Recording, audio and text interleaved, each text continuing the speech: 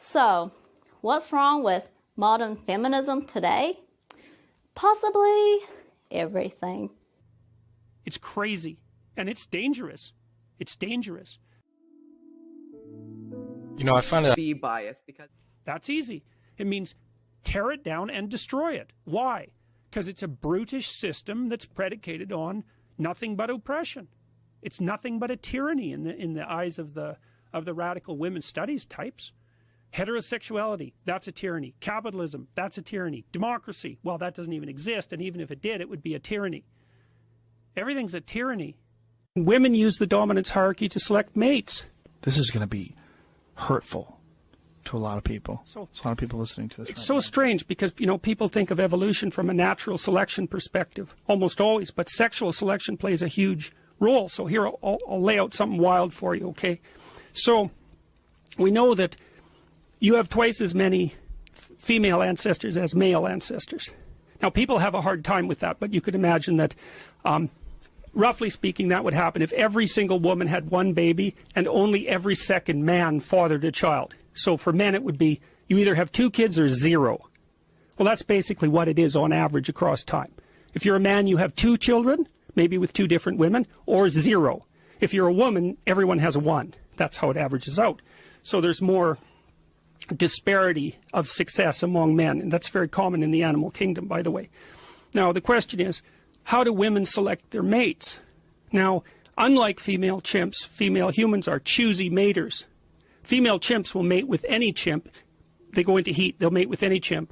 The dominant males are more likely to mate with them, but that's because they chase away the subordinates. It's not because the females exercise choice. Human females exercise choice. And that's one of the things that differentiated us from chimpanzees. But how do they do it? Well, they look at the male dominance hierarchy. And that's where the men are competing. It's like the men organize themselves, and there are influential men that rise to the top, and the women take them. Now, you think about that. What that means is that over the millions of years that a dominance hierarchy with those properties existed, so let's say since we split from chimps, let's say that's 6 million years, that means that the male dominance hierarchy is the environment that pushes the mating male to the top. So that means the male that's most likely to take precedence in the male dominance hierarchy is the one most likely to leave a genetic contribution. So that means that the male dominance hierarchy is a selection mechanism mediated by the female. So what that means is that as we've moved forward through 6 million years of time, men have become more and more well adapted, not only to the presence of the male dominance hierarchy, but to the ability to move up it.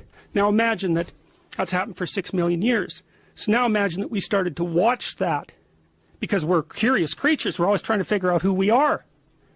And then as we watched that, we started to tell stories about what the people who could climb the hierarchies were like. Those were heroes.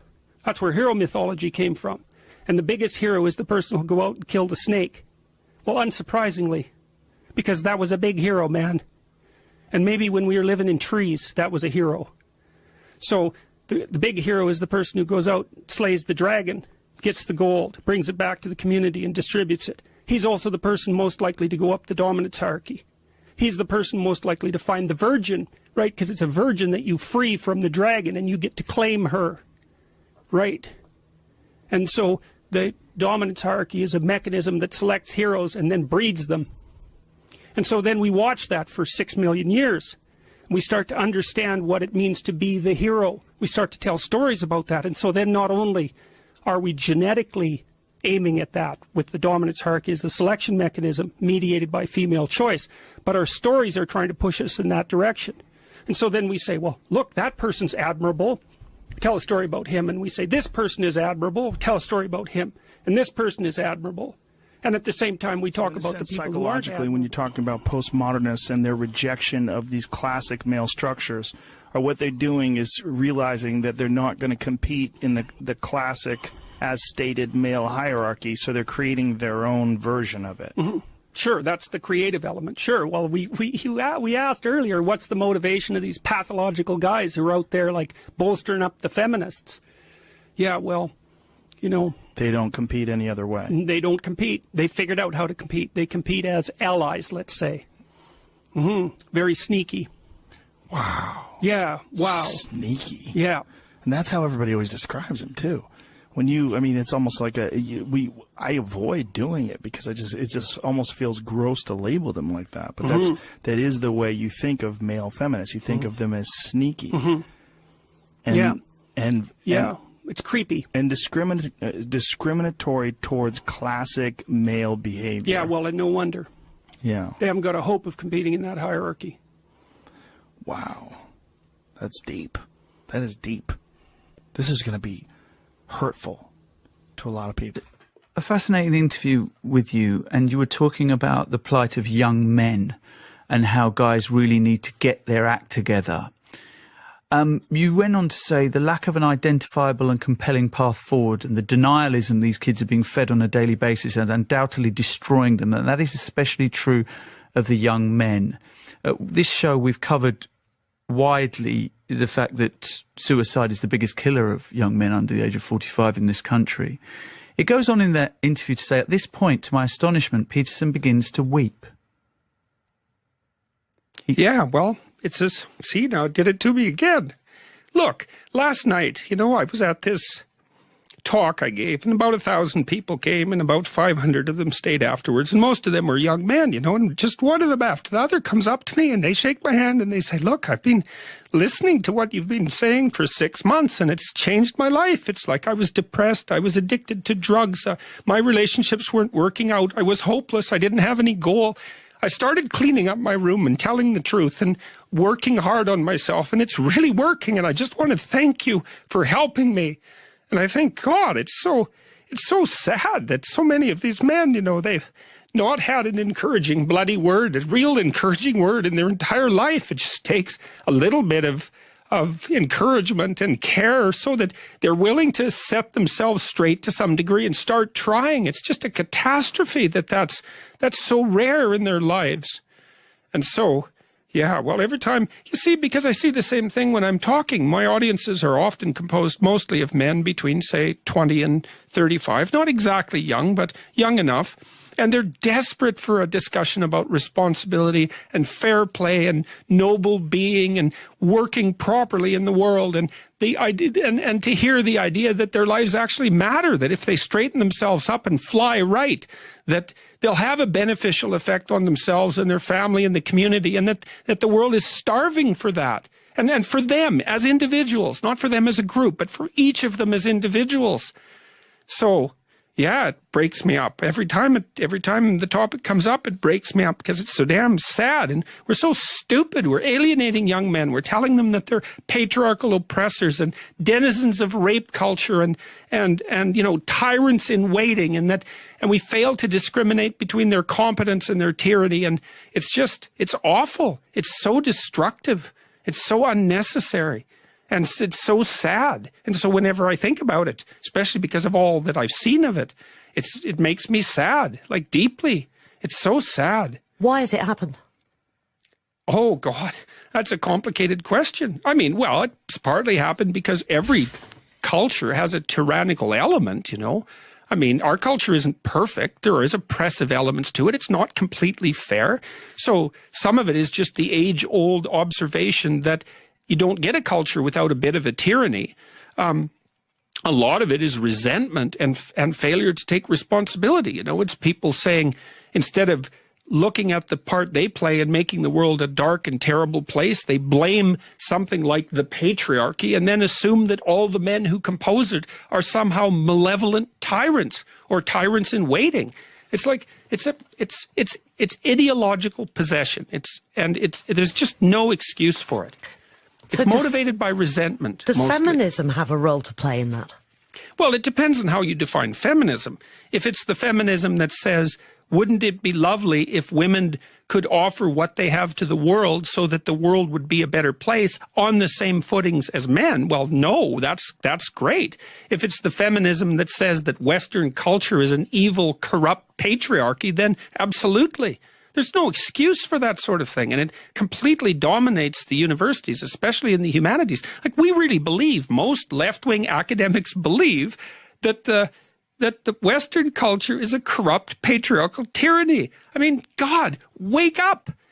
Most governments in the world are run by thugs, absolute thugs. They'll kick in your door and kill you in your sleep. In the West, we have, well, a wonderful civilization. People are as free as they've ever been. You can live well here as an individual. And to consider that, you know, a corrupt patriarchal tyranny, and to lay that at the feet of young men, and then to tell them that they have to be discriminated against because of the systemic, let's say, racism and misogyny of the past. It's appalling. And men are bailing out of universities at a rate. This is not my opinion. I've been tracking these statistics for 15 years. Men are bailing out of universities at a rate you just would not believe. There won't be a man left in the humanities in 15 years at this rate. All you have to do is look at the trends. It's quite obvious, and it's no wonder. So, and it's just appalling. And I've also been described as misogynist because, you know, I've been trying to strengthen young men. It's like, of all the ridiculous ideas, that strengthening young men is somehow misogynist. I mean, it's just, I can't even believe. Dr. Peterson, how does your definition of truth, as you outlined on the Waking Up podcast, enrich your arguments for free speech? Wow, that might take us home. That's a complicated question. I could have guessed Sam Harris walk in right now. I've got it. Well, look, partly what you're trying to do in life is to provide yourself with the best possible set of tools. Okay, and so those are perceptual tools and practical tools to move forward through life and live properly. Well, the free speech, there isn't a difference between free speech and thinking. And there isn't a difference between thinking and making tools. That's what it's about, thinking. It's not about describing the objective world. This is the conversation that I was having with Harris. Like, yeah, it's about describing the objective world, but only insofar as that's useful for us to live. You know, so it's nested inside this tool development. And so to the degree that free speech is required to think, and thinking is required to make tools or to remove obstacles, which is approximately the same thing, then the two are integrally related.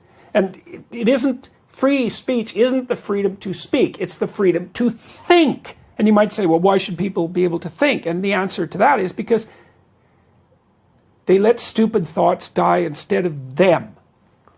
That's Karl Popper. It's very, very smart. It's technically correct. So you're condemning people to suffering and even death if you don't let them speak.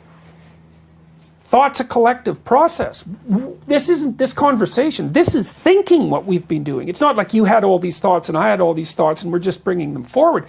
We're creating the thoughts on the fly and refining them and communicating them. It's like you interfere with that. You interfere with the logos. You stop chaos from being turned into order. It's like, that's bad. It's a bad thing. Yeah. So I feel that that's the appropriate question to end this on. Yeah, I do have to tell you, you know, for the hundreds of interviews that I've done, I have to say that, and perhaps this one being at the top of all of the ones that we've done together, I find that I get so much out of what you talk about, and I think that, so I truly understand why you are resonating with people the way that you are. Because the clarity that you talk about, the vulnerability that you don't know everything, all of those things. I mean, the reason I do this is I want to be better as a person. And it's really, to sit here for 3 hours, it was like that. And I suspect we shall do it again. I hope so. Well, I would also like to say too, like, I read this essay by Carl Jung called Relations Between the Ego and the Unconscious. That's a very important essay, but you can't understand it unless you kind of know what it's about. And Jung warns about inflation, ego inflation, narcissism. You know, and so people are writing me saying, well, you've changed my life, and, you know, and I'm popular and having this positive effect. It's like, well, I'm so great. It's like, no. I'm fortunate because I've been able to articulate these ancient ideas. And the ancient ideas aren't me.